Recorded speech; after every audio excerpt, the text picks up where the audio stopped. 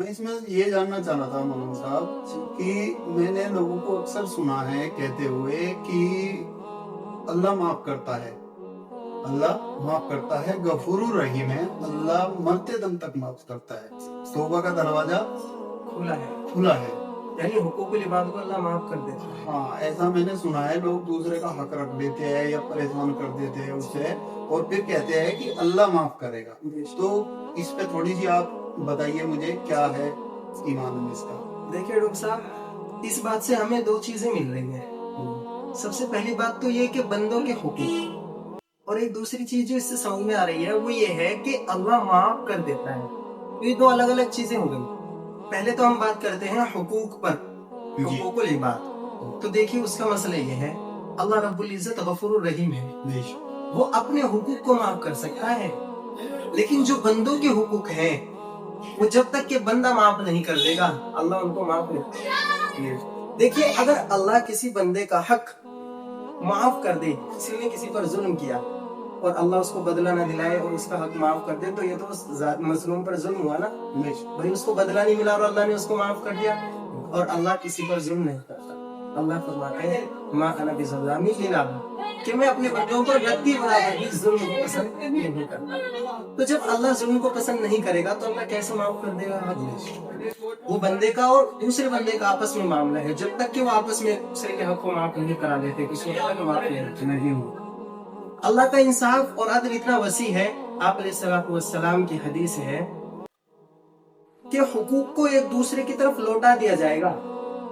यहाँ तक फरमाया आप अलैहिस्सलाम ने कि अगर कोई बकरी सींग वाली है और उसने बगैर सींग वाली बकरी पर जुल्म किया तो उसको भी बदला दिया जाएगा। ये अल्लाह का हक है। देखिए अल्लाह का कितना वसी इंसाफ है कि जो गैर जानवर भी है ना, उनको भी अल्लाह हुकूक को जो है जाय नहीं करेगा, उनका भी हक अदा करेगा। और दूसरी बात जो इससे हमें समझ में आई वो ये है कि वो लोग इस माना करके अल्लाह गफूरुर रहीम है, अल्लाह माफ कर देता है, कयामत तक जब तक कि दुनिया चलेगी अल्लाह माफ करता रहेगा और मरते दम तक अल्लाह माफ करता है। तो ये अल्लाह की रहमत से उम्मीद है। अल्लाह ने इसका हुक्म भी दिया है, ला तक़नतू मिन रहमतिल्लाह, कि अल्लाह की रहमत से नाउम्मीद मत होइए। लेकिन सिर्फ अल्लाह की रहमत से उम्मीद लगाए रखना और गुनाह करते रहना, दूसरे के हक मारना, ये काफी नहीं। उम्मीद अल्लाह की रहमत से बेहतर है, अच्छी बात है, लेकिन उसका फायदा जब होगा जब उम्मीद के साथ अल्लाह का खौफ भी देंगे। एक किताब आती है अकीदे की, अकीदतुत तहावी, इसमें हजरत कारी तय्यब अलैहिर्रहमा ने उसके हाशिये में लिखा है अल ईमानु बैनल खौफी वल रजा, कि ईमान उम्मीद और खौफ का नाम है। बंदे के दिल में अल्लाह का खौफ भी हो और अल्लाह से उम्मीद भी हो, तब जाकर क्या होगा, ईमान मुकम्मल होगा। अगर कोई शख्स ये सोचे कि अल्लाह माफ करने वाला है और इस पर गुनाह करता रहे, तो ऐसा करने से वो गुनाह पर जरी हो जाता है। गुनाह करने में फिर उसको खौफ नहीं रहता, गुनाह वो धड़ल्ले से कर बैठता है और कहता क्या है कि अल्लाह माफ करता है। हालांकि असल कायदा ये है, ईमान का ज़ाब्ता ये है कि उम्मीद भी हो और अल्लाह का खौफ भी उसके दिल में। हजरत उमर रज़ी अल्लाह तआला अन्हु का जैसा ईमान, आप इसके मुतालिक फरमाते थे कि मुझे अल्लाह का इतना खौफ है, इतना खौफ है कि अगर कल क़यामत का दिन कायम हो और सारी दुनिया के लिए फैसला कर दिया जाए कि सारी की सारी दुनिया जन्नत में जाएगी, सिर्फ एक शख्स जहन्नम में जाएगा, तो हज़रत उमर रज़ी अल्लाह तआला अन्हु फरमाते हैं मुझे अल्लाह से इतना डर है कि वो शख्स जहन्नम में।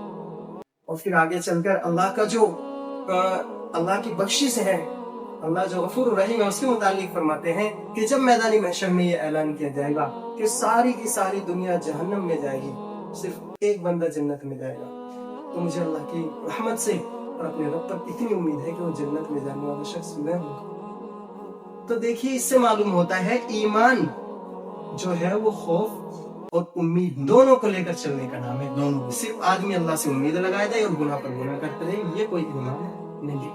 तो असल ये है, हुकूक में हुकूक इबाद जब तक बंदा माफ नहीं करेगा माफ नहीं हो सकती, और मसला रहा खौफ का और उम्मीद का, जब तक ये दोनों चीजें एक साथ नहीं चलेंगी उस वक्त तक ईमान मुकम्मल नहीं होगा, और बंदा अगर एक को लेकर चलेगा तो वो राह रास्त से भटक सकता है।